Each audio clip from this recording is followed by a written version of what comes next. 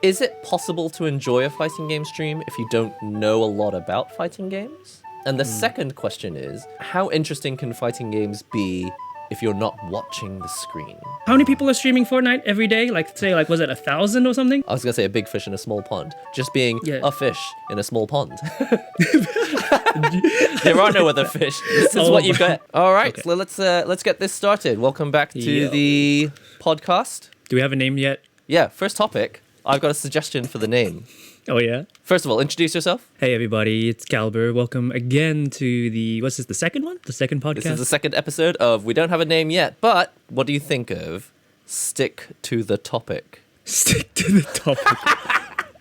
That's something we're not going to do, so people are gonna... Yeah, okay, but yeah, I like it. Well, the only thing is, I was just thinking, since the other show is called Stick Envy. In any case, I'm NihongoGamer. Obviously, if this is going up on my channel, then most people already know who I am. But I've got a few topics up for today I'd like to go through.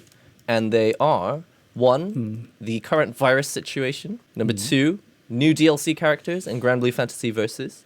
Ooh. And then today's main topic, streaming fighting games. Not just as streamers, but as, viewers watching other streams. Wow, we got a lot to talk about. Got a lot of topics. So I mean, we'll just talk about the other... Well, I mean, it'll be the main topic, but we'll talk about the other stuff very, very briefly, I think. Topic number 4, Guilty Gear Strive beta test.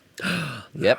Coming up. Final Fantasy VII Remake has just released. And then the last topic we'll leave with is this online local event that you'll be running and I'll be part of as well on the Kalibur stream. Awesome, yeah. So anyway, Kalibur, how have you been? I've been waking up actually at a more decent time recently. Oh, excellent. So now you can actually catch the NihongoGamer stream. Yes. Essentially, I used to wake up around 12, but then whenever you stream and then I wake up, okay, so here's how it works before, right? I'd wake up in the morning, if I see you stream, it's like, oh yeah, I'll try wake up, or at least leave the phone next to my bed. If I don't see a stream, I just go back to sleep. That's legit. That's legit. But now recently, I've been waking up more consistently, regardless if you're streaming or not. Well, that goes straight on to topic number 1, which is the virus situation. And of course, there's the global situation. How are we dealing with the infections and the death rate and everything? But then also just on a personal level, it's like, how are we dealing with just our lives, spending more time at home, sleep schedules and work being cancelled and working from home, teleworking and all of that stuff. I came up with an interesting solution to actually getting myself to do things on time and at the correct times. And what I'm doing is I'm using the Notes app on my iPhone. Oh, okay. Yeah, so, you can use any Notes app. But the Notes app on iPhone has a checklist feature. So I'm actually writing down on my phone, brush teeth right before brushing my teeth. Yeah. And then, I write it on the phone, brush teeth. Then I'll go and brush my teeth. And then when I come back to my phone, I click the check mark.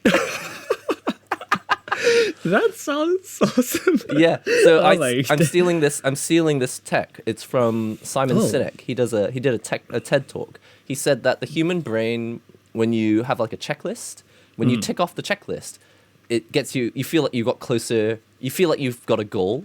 And then when you do the check off the checklist, you get a hit of dopamine again.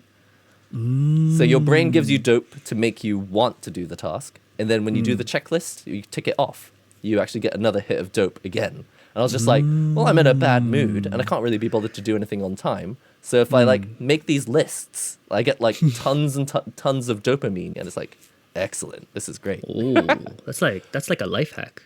It is. It absolutely is. And it helped me. It was about 12:30 at the time. I was like, I need to sleep on time. So I made another thing on the checklist. I was like, sleep before 1 a.m., which was only half an hour away. Right. And then I got in bed around 12:45 and I checked off the list. And I was like, I feel freaking great. That's crazy. That's it sounds crazy, but then when you actually think about it, it can work. How's food? Food's okay. For now, supermarkets and stuff are pretty okay. I only go maybe once or twice a week. So not twice a week.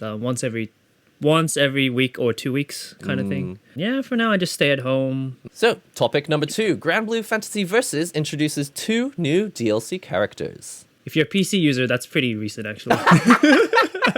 So this would be more news than this is breaking news. Link break. Yeah. Yeah. Yeah. You know that's the Slowpoke meme. I think it was like, oh hey guys, there's new DLC. It's Beelzebub, guys. It's Beelzebub, and Narmaya's out, guys. Jokes aside, in the PC gaming gaming community, it really does feel like the PC is master race for so many things. It's like 60 FPS, yo, we're running our games at 144 hertz, and some other people are running it at like 300 hertz. You know, they've all moved on to greener pastures. But in the fighting game world, it's like, yeah, you know, 60 FPS, this is where we live, and our games kind of crash and our consoles overheat. But when it comes to fighting games, PC is definitely treated like a second-class citizen, don't you think? Yeah. Definitely for like this game right now, yeah, for sure. It's I mean, I'm glad that there is a Steam version, but it's like they didn't even announce it until about a week before it came out. That was so random. Like it was just like an afterthought. I was like, oh, by the way, Steam version. Oh, and also it's coming out before the console release in Europe. But the DLC itself, what do you think of Jita and Swords? Give me your opinions.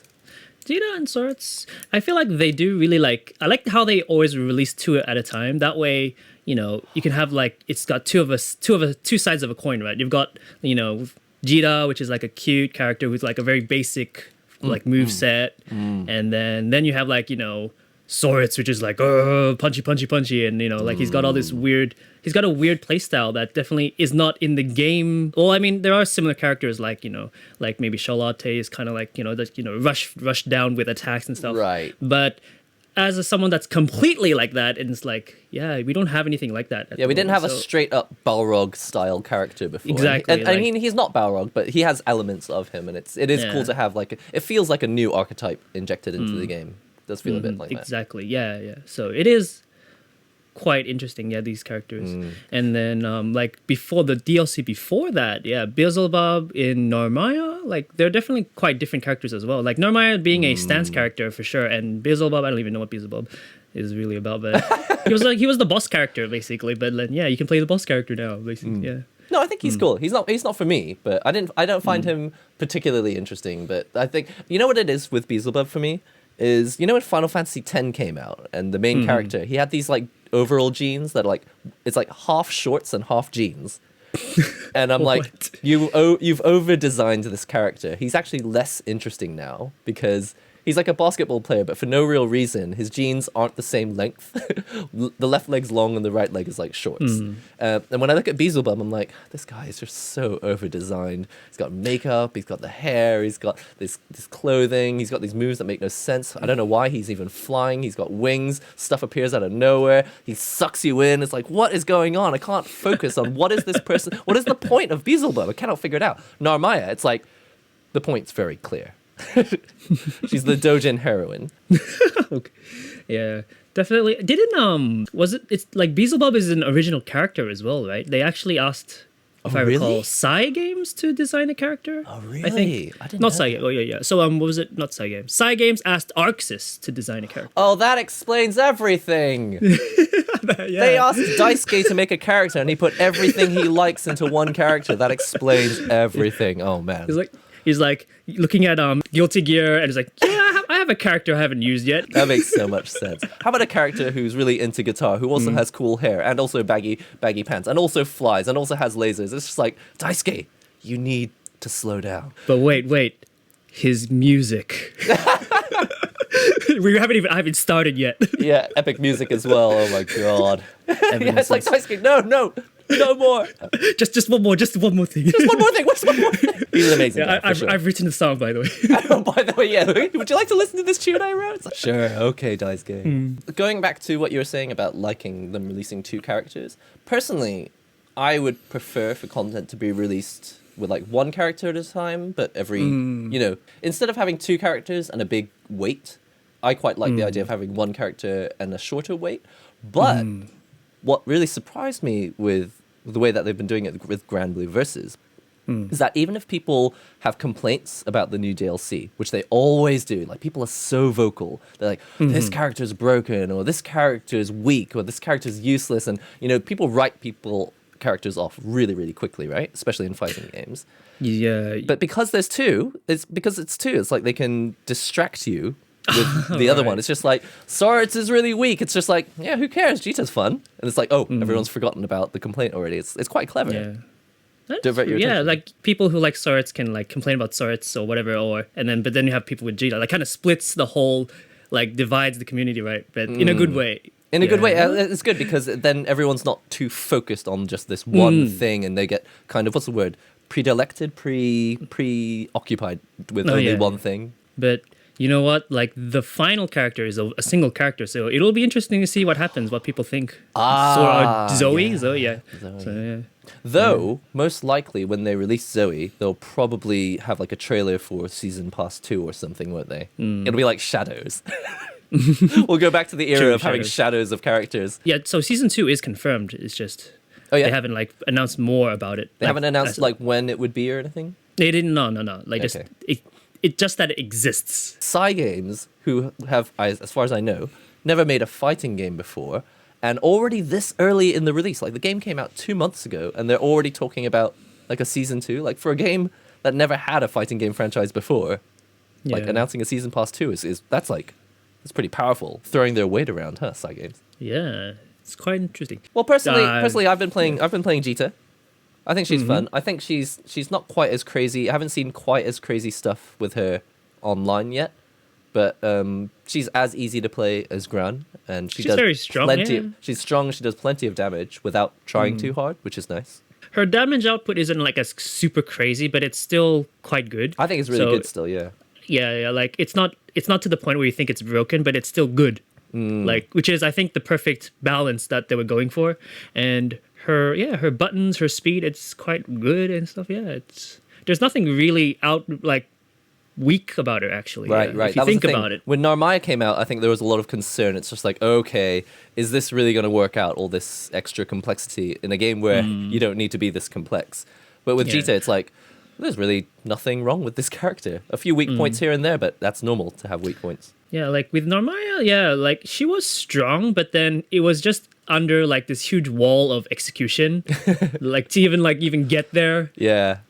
So that was just like, oh man. But like people who actually like Narmaya as a character, like definitely have a way to just put time in, because like that way they can actually work towards being a better Narmaya player. Like with Jita, it's just easy to pick up. Yeah, you get strong straight away, but then you just have to work a little bit harder more to like when you play like in the intermediate kind of level where you know what you're doing now, but now you have to like actually Learn think. the game. When you actually have to learn the universal stuff when you verse like other characters and stuff like that too. Yeah. All right then. Well, let's move on to Oh, sorry. today's main topic: streaming fighting games versus other games.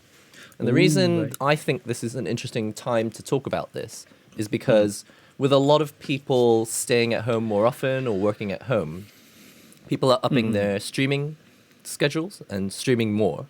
And, especially people, well, because we follow a lot of fighting game stuff, I've been seeing a lot of Yeah. people, putting a lot of time in with fighting games, but I'm not seeing their viewer numbers go up. I'm seeing a lot of people putting more hours in and putting more days in with their streams, but fighting game streams are definitely not, like, it's not like the viewer numbers have really changed at all.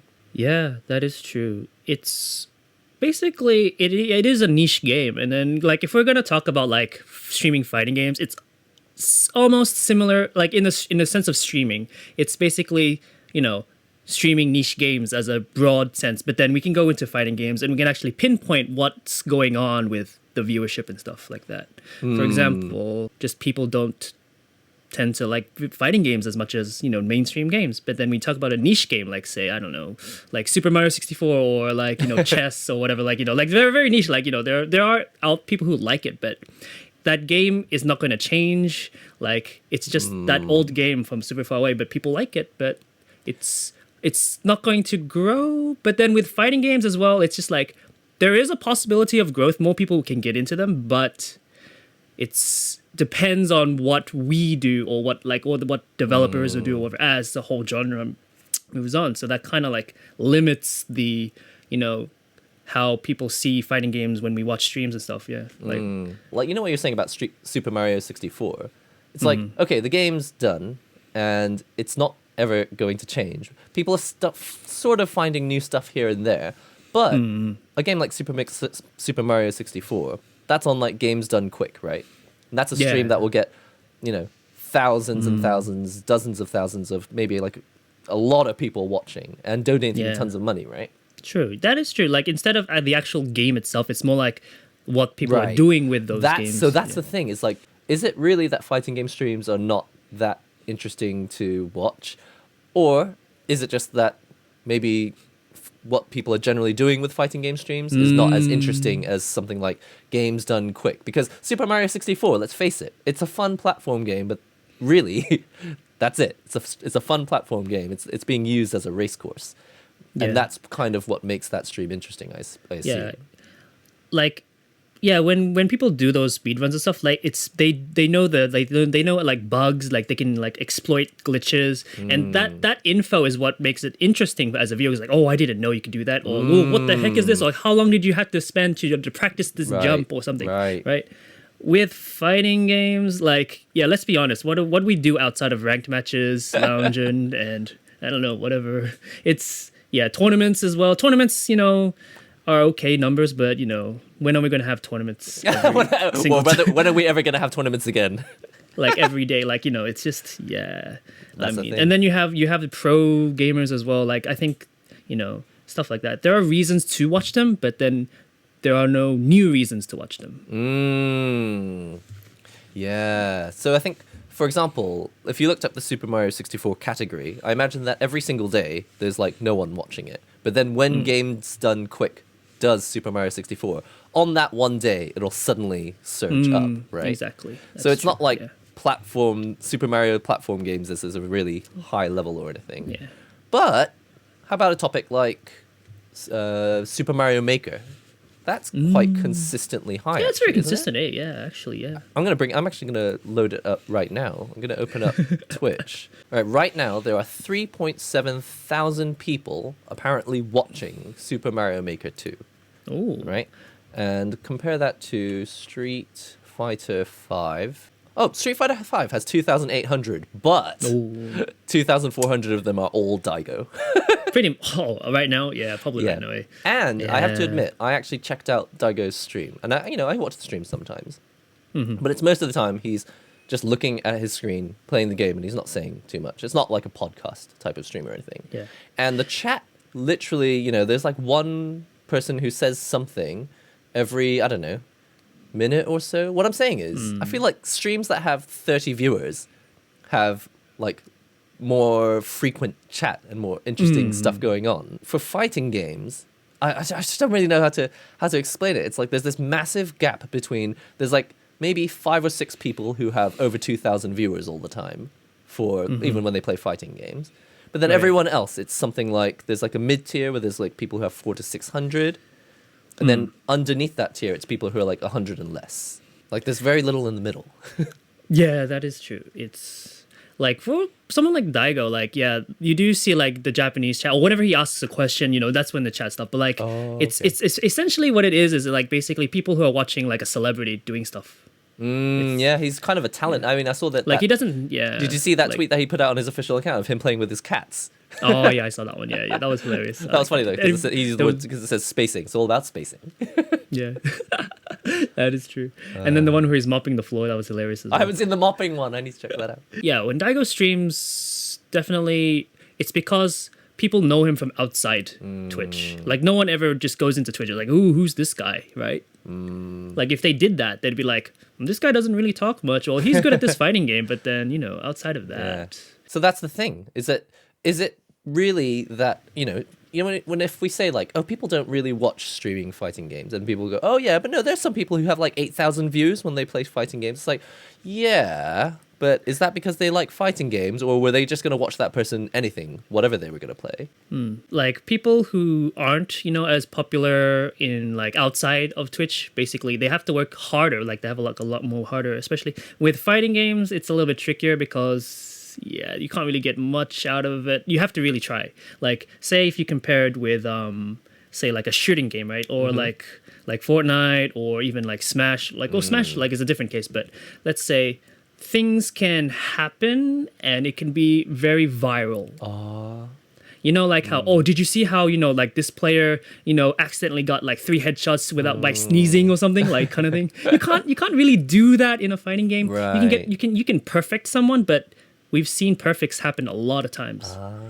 Like there's nothing like wow, like kind of thing in especially in Twitch streaming. Like you can see like, oh, this guy had played a really great round or something, or like he just made a huge read or something like that, but is it enough to be like, yo, I'm gonna text my friend, but like, have you seen this clip or whatever?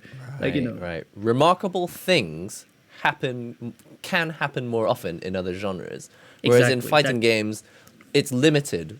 There are remarkable things, but it's limited to a very specific set of things, which is generally they pulled off this thing which was really, really, really difficult, and it was quite unlikely that they were ever going to be able to do it, but then they did, and it was Moment 37. And what's really funny about Moment 37 is that it's like it's supposed the naming Moment 37 is meant to sound like there's tons of moments, but it's like actually it's probably not tons of moments, or even if there are tons of moments like Moment 37, they're quite similar in nature. Not like, oh, we put this dynamite here in Minecraft and then it blew up this thing which set off this chain reaction and then we discovered all these creepers, and it's like random stuff that you couldn't have imagined like can happen in so many other genres. But with fighting games, it's like they either did something amazing and difficult, or what else can happen really? Yeah, pretty much. Yeah. It's hard, for sure. Like fighting games, you have to find other ways to, make it interesting. For example, like Fortnite, they had that event where I think like it's like the end of the world or something. There's this massive titan and there's like these 2 giant titans that were like fighting in the background or something, and everyone could experience it if you logged in at the right time. Yeah. Oh, really? That kind of went viral for a while, but that was like planned. Fortnite had this big event. As long as you were logged in, then you got to do this mission where these titans are in the background fighting each other. But can we really do that in Street Fighter? I mean, we can put them in the background, I suppose, but you can't interact with them. Or maybe RPG mode for GBVS. Maybe that's a potential place for it. Hopefully, yeah. But then it's a platform game at that point. It's not a fighting game anymore. Yeah, it's not a fighting game, really. Yeah, you have to basically like GranBlue as a series instead of actually fighting games. Yeah, it comes down to that. Like, what are things that like fighting games have that kind of similar? Like, new DLC is kind of exciting, but you can only have new DLC so many times. Like, right? Yeah.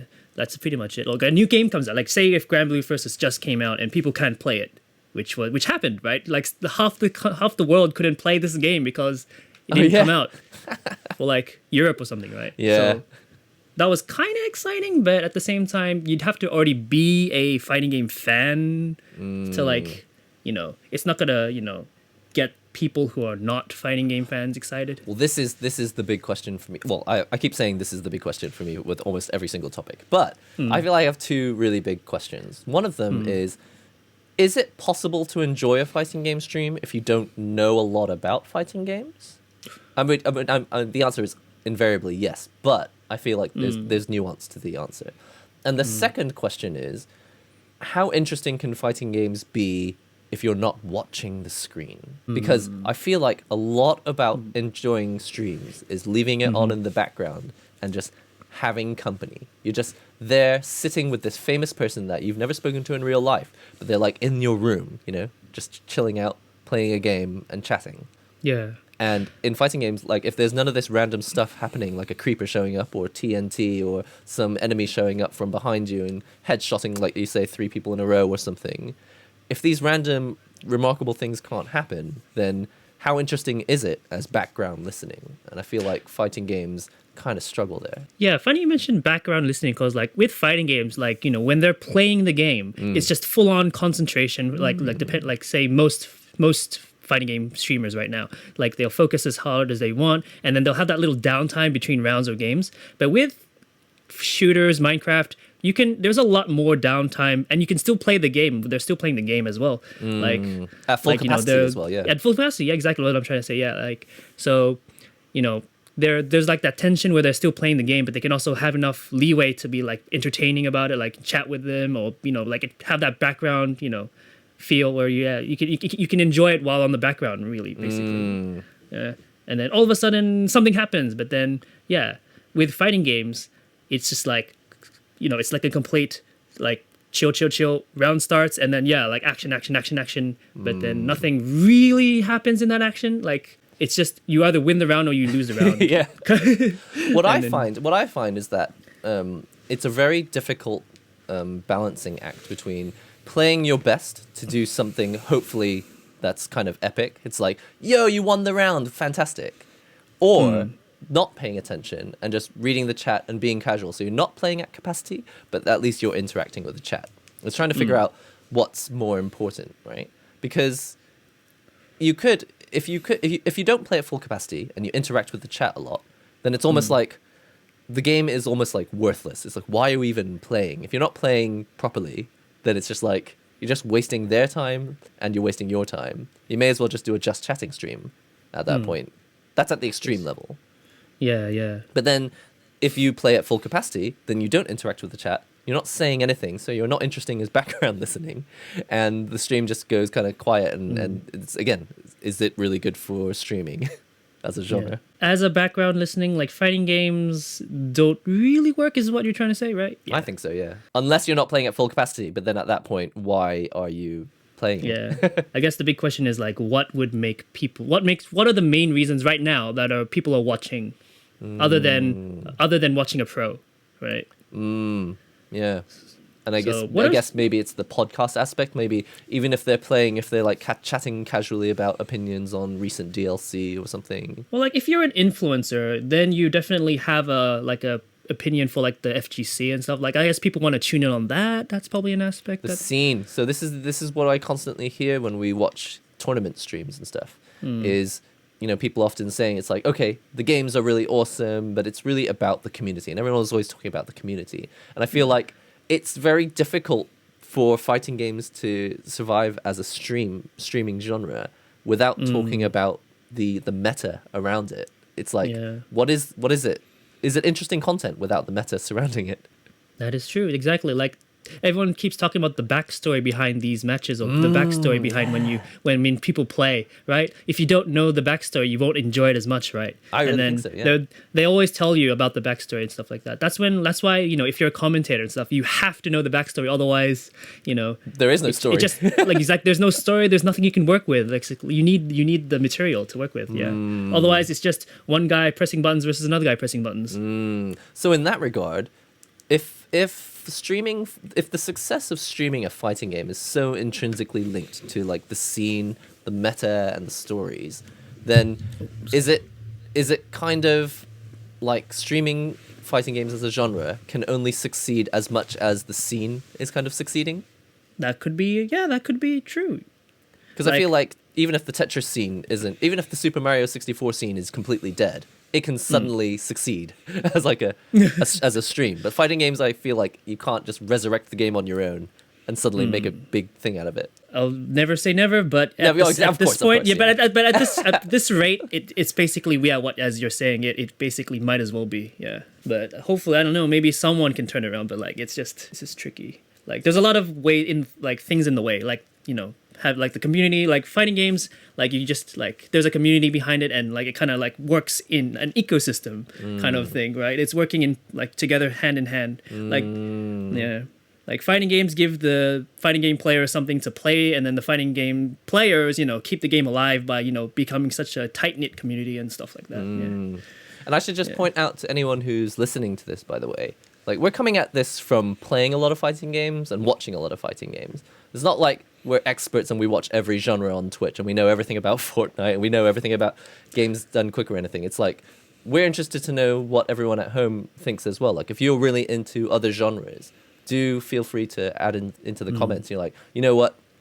I check out some fighting game streams sometimes, and I think it's kind of lacking in this way, and it's kind of lacking in that way. I think from the inside, I think both of us, because we're so into streaming fighting games ourselves and watching other fighting game streams, it's difficult to see what else is out there. What are fighting games missing as a genre from the streaming? Well, yeah, like what are some, like on the top of your head, like what are like some fighting game streamers that you think are like top notch, like as in on the entertainment side, not the like the play side. Maybe they can be both, but like on the side that we are more like involved with, like we definitely don't, you know, play like professionals, but we're more on the other side where, you know, it's entertaining, it's more of a connection. I think that's our angle.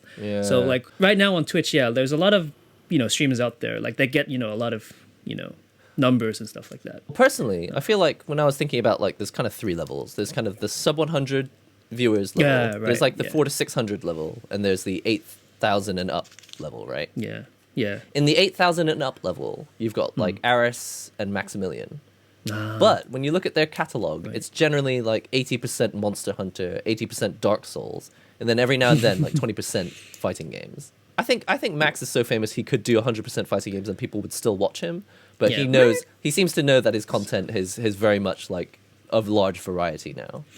With Max's case, yeah, he definitely built his name up like for a long time. Like basically like since fighting games like existed, like we're just exaggerating it. So he seems like he was there very, very early on. Yeah, so he's built something so big. He's basically essentially like a household name for fighting games. Like if we can go to that extreme. I think that so, way. Yeah, so it doesn't matter what he plays, what he streams, like it can be fighting games or not. Exactly. So I feel like that tier is kind of no longer relevant in the discussion. Exactly, yeah, exactly. So at that point, you're not the fighting game streamer. You're just a good streamer. Exactly. Or like a good like, a name, like a good, entertainer. Exactly. He's reached like a new kind of level where it's like the game isn't even that particularly relevant anymore. Even though clearly fighting games are his like lifeblood. If he were asked which genre, like it's clearly fighting games, right? Yeah. Though, I feel like going down to this 4 to 600 level, right?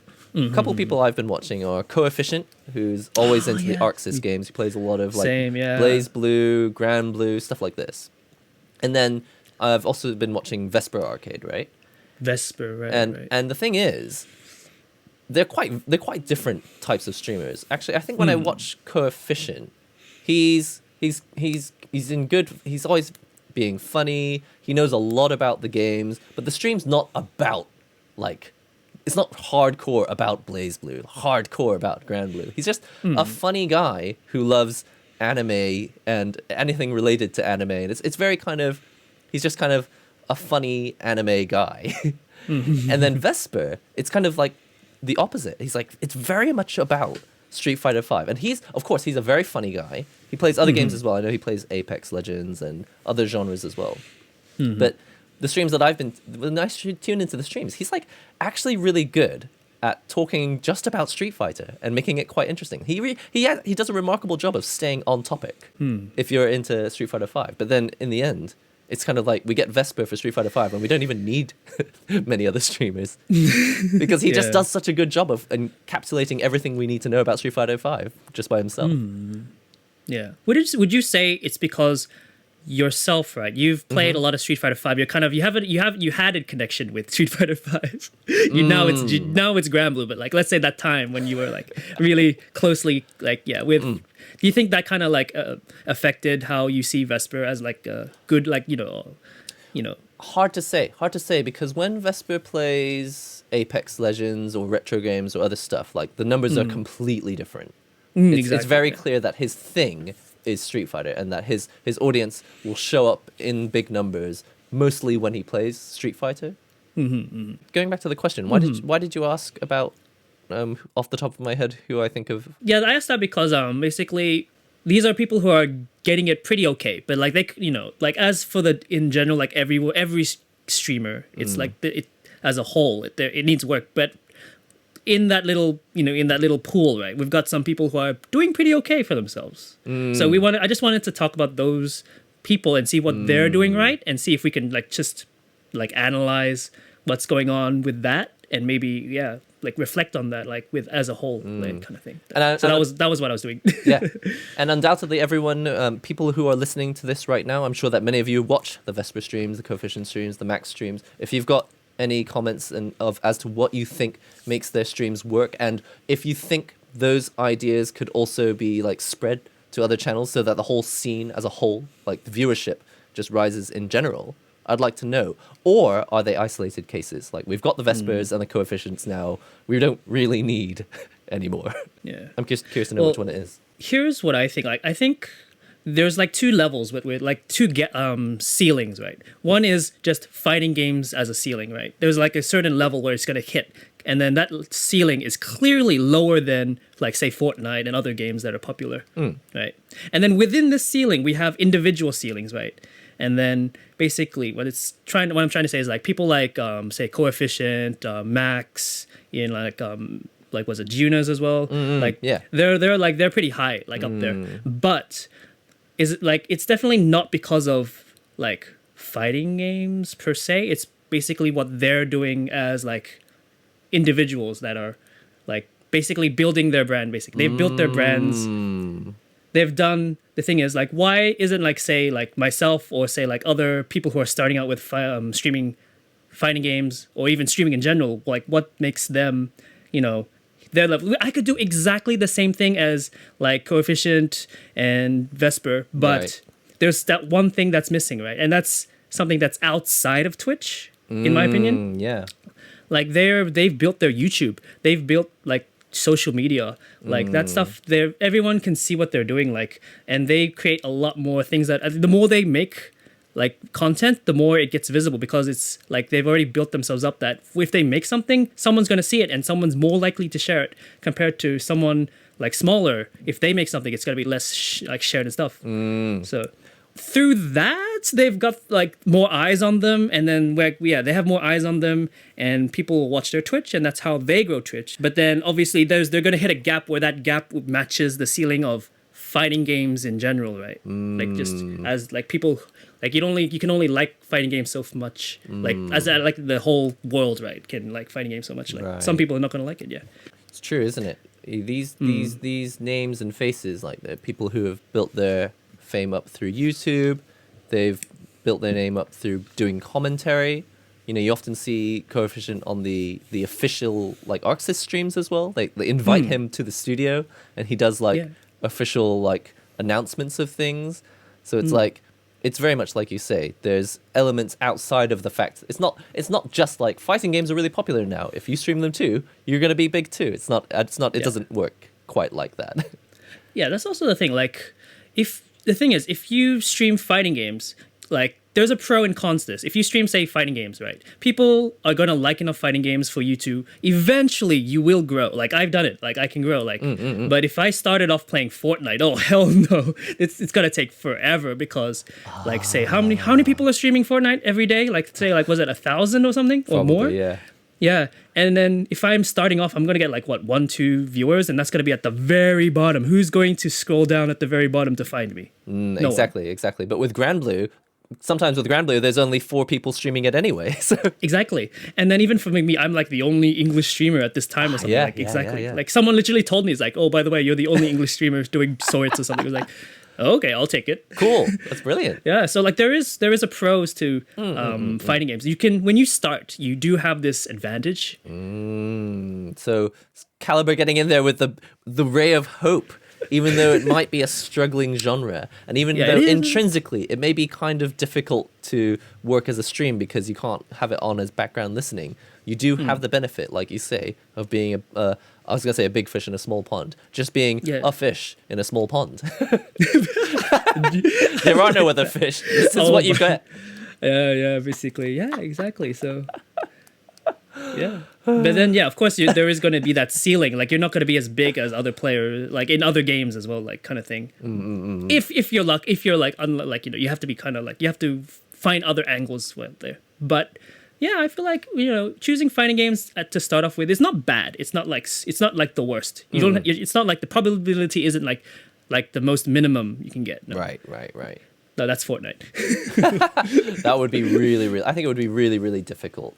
To get started in Fortnite now that Fortnite already has so much momentum. Like it's such a big pond now. Yeah. Everyone's doing it. Like, and you're competing with at the same time as anyone. Yeah, like they can do exactly what you're doing, and it's just hard. Like you say, there are names who have these sort of 400 to 600 viewers, concurrent viewership, and even for fighting games. So it's not like the genre can't survive. I think there are ways to make it work, and I think personally, intrinsically, fighting games are going to be a harder sell as a stream because as background listening, it's not particularly interesting. I think if the content is mainly focused on the match itself, then the viewers need to know what's going on because you can't know what's exciting in the match if you don't understand enough about the game. It's like, was that difficult? If you don't even know that what just happened was difficult, then it's just going to look like a guy blocked 17, parried 17 things in a row and then did a super. What's great about that? If you don't know why that's difficult, then it's not amazing at all, is it? But like you say, there are ways to clearly get your name out there on other platforms, or change up the content so that it's not just about playing these matches. These people are offering their opinions, and like we were talking about earlier in the stream. Earlier in this video, we were talking about the fact that it's so linked to the meta, to the scene, to the community. That aspect is clearly really important for people who are tuning into fighting game streams, I think. Yeah. Speaking of outside influences, remember who's that chick from the Hamejun channel? That Itsuka. She's a guitarist. Yeah, Itsuka. Like, when she's a funny story. Like, she just put on stream. Tell everyone briefly who she is. Itsuka, I think, is it's a band member, I think. Yeah, so, and she just popped up on this fighting game show in Japan, right? And she was basically, she's like the learner. She's the one who makes interesting comments, reacting to the world of fighting games and such.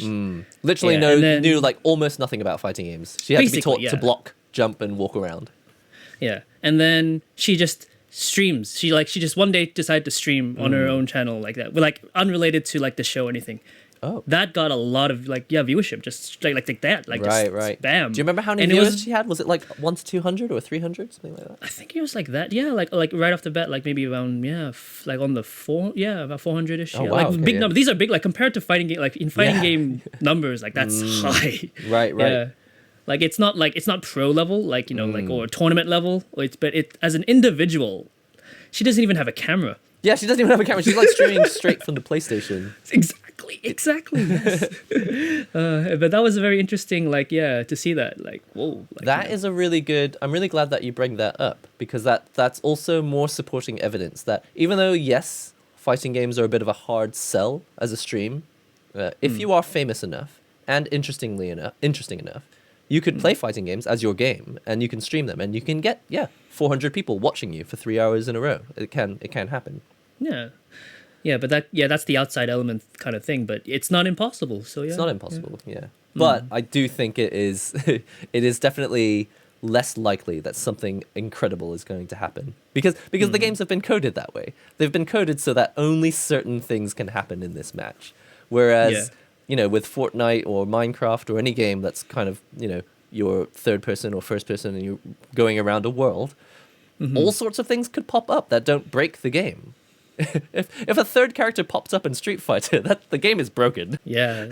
I mean, if someone finds a glitch in the game for the first time, I mean, sure, that might be interesting, but when is that ever going to happen? Right. Yeah. The games have been developed so well that that's not supposed to happen. It's not supposed to happen. And then even if it does happen, it'll be patched up by pretty much the day after. Pretty much, yeah. But other games like shooters and stuff, there's something that can't be held, no one can know about, right? There's always that little something, right? If two cars smash each other, are they gonna fly across the map or something, right? So many unknowns. There's so many unknowns, yeah. And so many unknowns that don't break the game. Yeah, and it makes for good content. Someone who the person who shot that might put it up on social media, might get a lot of views, and everyone will have their eyes on that person and stuff like that. Yeah, and oh, maybe this guy, might be, he'll do more of this stuff or something, you won't know, but followers are free, so you might as well just follow, people do that. Right? Exactly, yeah. But also, and then also, just like you say, just two cars crash or something, that's something that people can understand, whether they understand first-person shooters or not, whether they understand Minecraft, whether they understand Animal Crossing. That's two elements that you've seen in real life, and you know what a car crash symbolizes. But in fighting games, if you see Ryu do a parry followed by a dragon punch, it's what does that symbolize? I have no idea whether that was a parry or if that was a block, or if are we watching training mode, or are we watching an actual match? It's there's so much that you like need to know for the game to be the only selling point. And I feel like we've been saying, these games can work as streams, but it's definitely going to take something extra. You really there's you have to put in work no matter what. There's no just play the game. I've seen so many streamers, especially in Japan, where they just play the game. It's just my God. They can just play the game, don't say a word. They might say a word, but only in response if someone actually comments. But that's the best they can do. But there's never like commenting as they play, or even like making it easier for anyone to understand. People like us as the player, we have to make it so easy to the other person to see. When Twitch first launched in Japan, that was I was gonna say ayashi in Japanese. That's Japanese. It means suspicious. It was such a suspicious time when Twitch launched in Japan because so many pro gamers were getting partnered without actually streaming at all.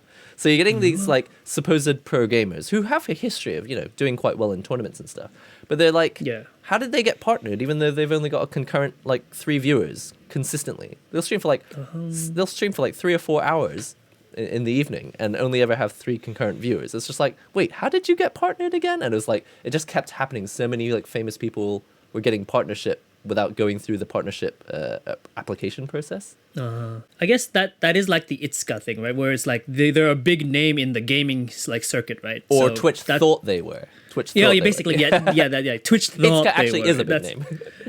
Let's be real here. Let's be real. So anyway, that was a long, detailed discussion of streaming fighting games. But I feel like I've walked out of that with quite a lot of hope because when I went into the discussion, I kept thinking to myself that maybe just intrinsically, fundamentally, fighting games can't work as streams. But it's like they can, but it requires work for sure. Yeah, like basically, it kind of boils down to is the ability to make fighting game streams more better or interesting or like increase viewership, is it out of our power or is it not? Like when I say out of our power is like it basically falls under like not the person streaming but the viewership. Is there going to be more people in the world going to be more interested in fighting games? We can't control that.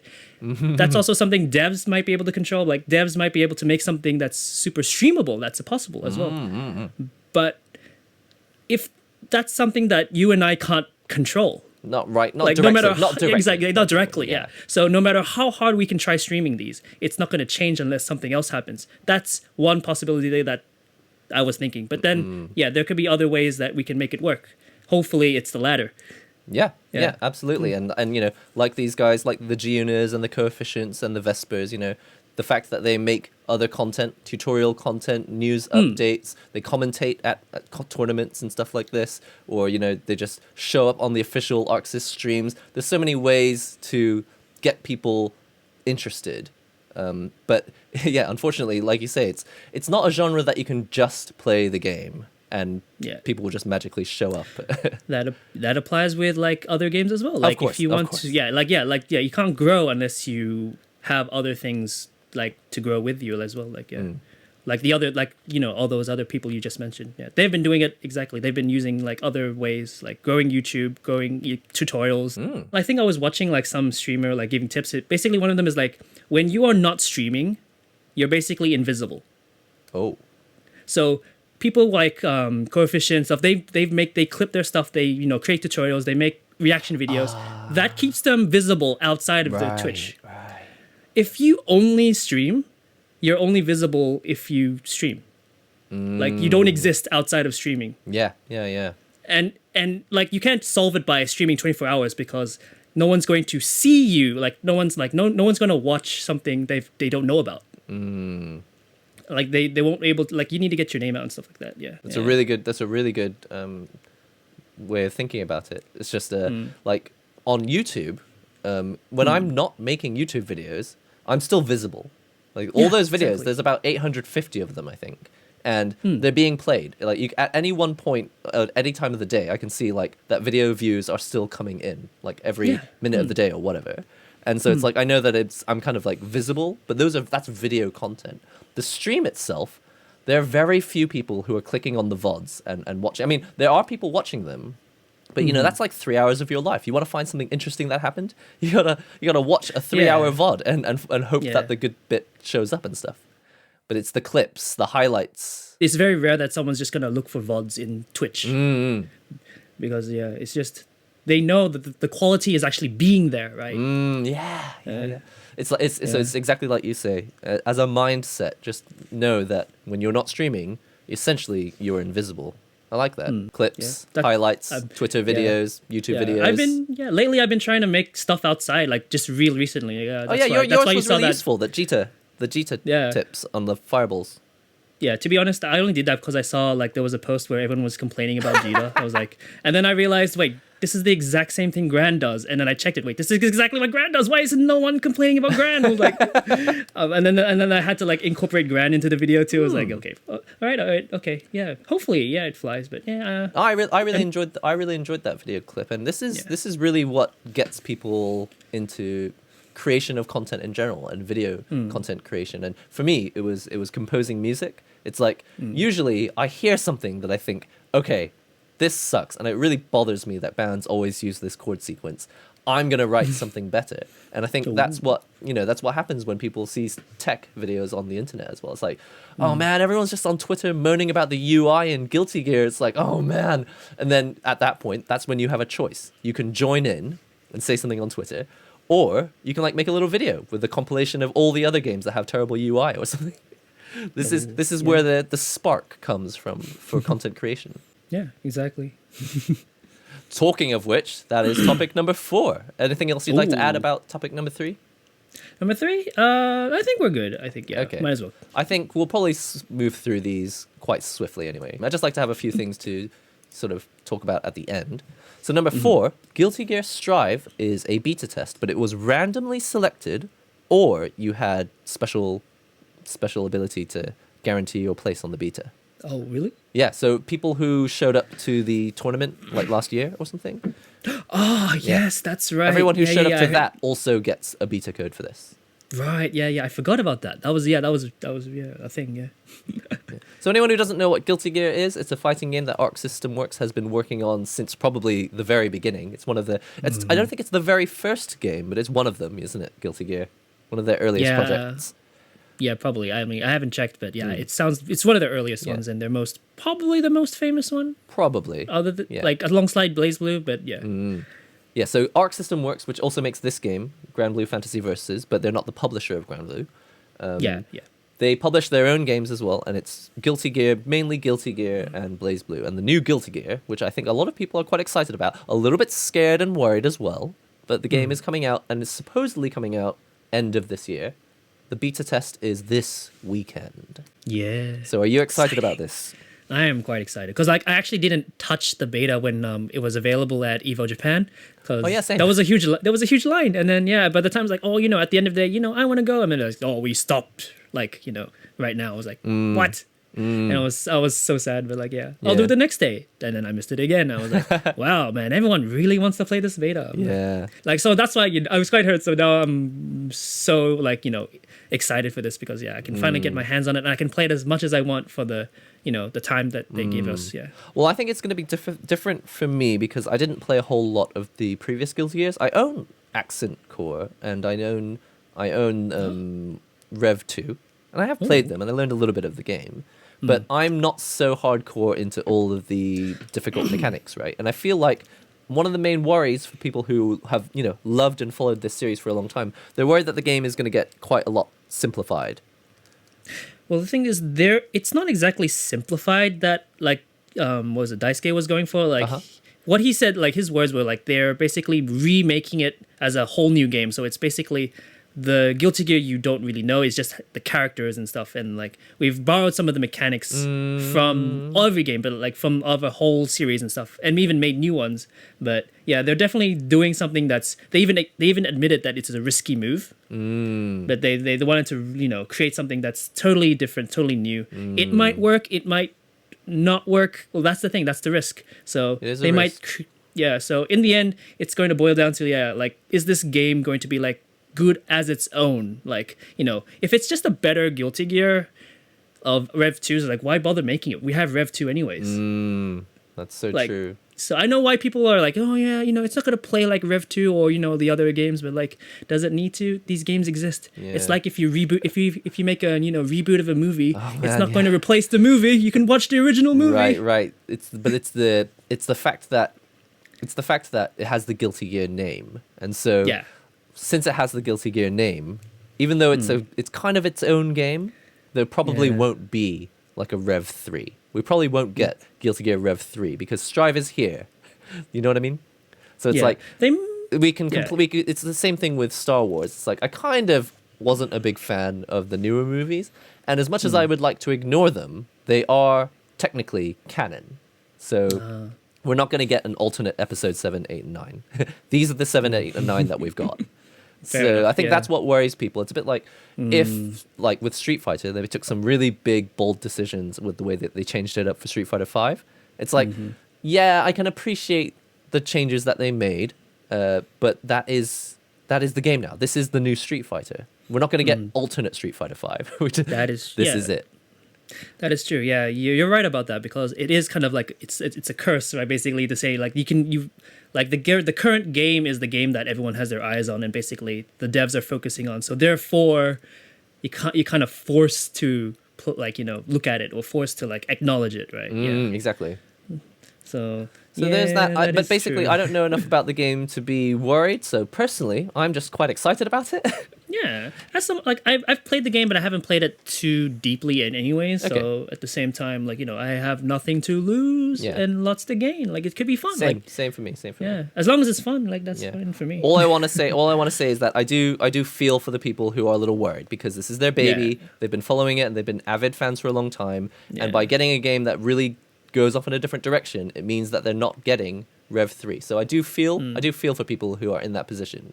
Yeah. Just on a personal standpoint, I'm just quite excited as kind of a newcomer to the series in general. The future is unwritten in stone, so they might make a Rev 3. Maybe if Strive doesn't become popular, maybe. Yeah. Well, it's definitely, they're not gonna disregard it for sure. Of course, we'll never know. I mean, I know Street Fighter 5, they made some bold decisions, but the launch went pretty catastrophically, and although they didn't do a full 180 on the game, they definitely worked on it bit by bit and got it closer and closer to something that fans could kind of accept. Yeah, exactly. That's true. It could happen with Strive as well. Yeah. Yeah, so we shall see. A bold move, but hopefully we'll get a game that's... I mean, listen, Grand Blue is so much fun that I'm very confident. I'm very confident that Arc is going to put something out good. Yeah, that's true. I'm hoping, at least. Yeah. Right. Second last topic, Final Fantasy VII Remake. You got it? Ooh, have you been? This is spoiler-free chat, so just general first impressions. How are you enjoying it? How many hours have you gotten it? Ooh, I haven't counted, but I'm up to 10, chapter 9, 10, I don't know. Oh, okay. You've probably got 7 or 8 hours, maybe. Probably like that. Yeah, I think it is amazing. My expectations are I had barely not much expectations, but this it blown my expectations what I expect from a AAA game. This is whoa, I feel like I'm playing a AAA game or more, basically.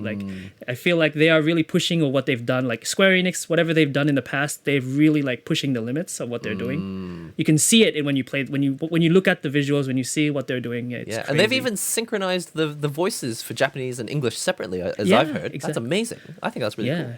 That's nuts. I don't know how difficult that is to pull off, but they did it, and it's great. Yeah, it's a long game. I'm playing so much. It's wow, this is quite long. I thought everyone expected it to be a quarter of a game, but it's not. No, yeah, it's so good. Maybe the combat is amazing. Maybe it's a quarter of the story that was told in the original game, but with much more detail. And so actually, in terms of hours, there's probably more content overall. Yeah. So the only thing I can comment on, because I haven't played it, the original, but you have, but we can ask about that later. But is the fact that the English and Japanese lines are just so different. That's my one I've talked about this before, but when I listen to because right now I'm playing it with Japanese voices, English subs, so I can watch, read it, and listen to both. Right. So they'll say one thing, but the subtitles will say something completely a little bit similar, but then it'll have a different vibe. And then because of that is you create two different images of characters in your head. Here's Tifa, she's on the English one, she's more sassy or whatever. Kind of or more annoying, but then in the Japanese one, she's actually normal. So it's because I feel bad for people who don't know Japanese, then they're kind of missing out on this character that kind of exists. But that's the only thing. Well, here's my opinion on that. I would say that it's just more apparent than it was as an issue. It's just more apparent than it was before, because in the previous game you didn't have voice support, right? In the original game it was text back in 1997. Oh, right. And so you played it in English or you played it in Japanese. And if people who played it in English have a certain idea of the character, and people who played it in Japanese, they have a slightly different character. That is true. I mean, they're more or less the same, but they're very nuances are different, right? But now that we can play with Japanese audio and with English text, it's kind of more apparent that it's like, okay, they're really interpreting this character differently in the other language.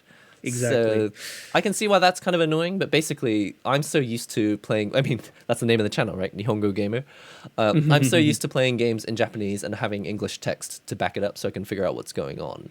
I just accept that the Japanese version is the version that's canon, and the English is just there to kind of get people on board with things that may not, jokes that are kind of lost in translation. It's just better. That is true. Better if it's just translated in a different way. Yeah, that is true. Like, I definitely kind of disregard the English, and I only use it when I need to. But like, that's what I've been doing. But other than that, the game's awesome. Yeah, the game is absolutely incredible. I mean, since it's a spoiler-free discussion, there's not really a lot that I can say. I have to admit, though, that knowing the original game, it does feel like some sequences are a little bit drawn out for no reason. It's like, why is this part taking so long? I know what's coming next. Why do we have to go through this rigmarole of this? I mean, again, it's difficult to talk about it without talking about the details, so I won't continue talking about it. But there are moments where it's just like, wow. Oh, sorry. My PS4 just told me that it's shutting down, so I was just standing. Oh no! I just stood. Oh no, it's okay. I just stood my character up to wake up the PlayStation. Oh, okay. But that's the only thing. Essentially, because I know the original game, there are moments where I go, oh man, they're really drawing this out for no reason. But if I didn't know the original game, the fact is the pacing is fine, content-wise and gameplay-wise. It's like the pacing is actually fine. I'm only thinking that it's drawn out because I'm thinking of how long it took to get through this bit in the original. That's also another thing. Like, when I played the game, I was like, there were moments where like, oh, I wonder how the original went. Like, I had that feeling of missing out. I was like, I feel like, no. Do you think I'm missing out if I haven't played out the original? I think you're getting a different experience, and I wouldn't say that you're missing out, because this game is clearly delivering the full Final Fantasy VII experience. But that's good. There's no harm in playing the original game first. So I feel like there are lots of Easter eggs that if you decide to go and play the original after this, you'll be like, whoa! So this is what it was like in the original. I think it'll be kind of fun in that regard. Yeah, actually, that is a good idea. Yeah, I might do that. Yeah, there's a lot of value in playing both so that you can compare the two. Yeah. All right, final topic before we end today. And this is not really a topic. This is just kind of just to talk about it before we go. At the end of this week, on the Kalibur stream, you're running, and I'll be part of this online local event. So do you want to tell people about it? Yeah. This is in relation to what we were talking about last podcast about like this whole concept of locals and, how what they were good for and, our experiences with them. So definitely because of all this, going back to the first topic, the virus situation, right? Like we can't go to locals and stuff like that. So, so I feel like there should be more people who are because in Japan, there are people who make locals a lot in Tokyo, right? But it's physical. But then lately they've been doing a little bit of online stuff as well. I feel like there should just be more of that, really.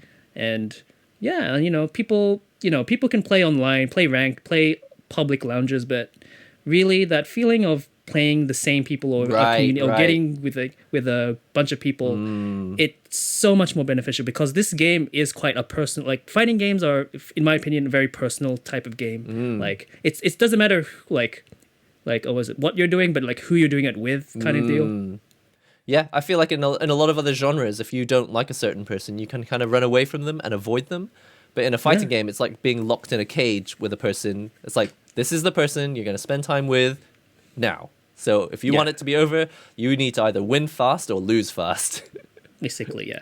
And you can go your entire gaming career, just playing ranked and stuff and just ignoring everyone. But it's just so much more beneficial if there's that one person who you just play with, and then you can learn from each other, kind of thing. Yeah, absolutely. And going back to the discussion of local events in Japan that we were talking about last week, I felt like it wasn't until I started going to events that I actually wanted to get better, because it's kind of, I don't want to say embarrassing, but you don't want to show up at the event if you didn't practice at all. It's like, oh, so you came back. Have you worked on that thing? It's like, yeah, I don't practice. I just show up here to waste your time and play matches against you, even though I'm not actually getting any better.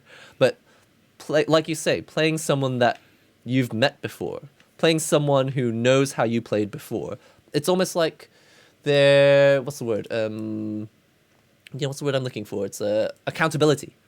I mean, of course, this is not like a massive responsibility, and you're not promising to get better or anything. But you don't have to. If it's someone that you've met before, then you feel like you share that accountability, and people kind of know your level, and you're like, okay, if I show up again, I really ought to have got a little bit better.